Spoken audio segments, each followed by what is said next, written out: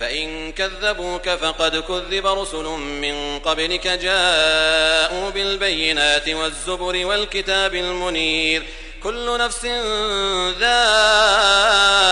الموت وإنما توفون أجوركم يوم القيامة فمن زحزح عن النار وأدخل الجنة فقد فاز وما الحياة الدنيا إلا متاع الغرور لتبلون في أموالكم وأنفسكم ولتسمعن من الذين أوتوا الكتاب من قبلكم ومن الذين أشركوا أذى كثيرا وإن تصبروا وتتقوا فإن ذلك من عزم الأمور وإذ أخذ الله ميثاق الذين أوتوا الكتاب لتبيننه للناس ولا تكتمونه فنبذوه وراء ظهورهم واشتروا به ثمنا قليلا فبئس ما يشترون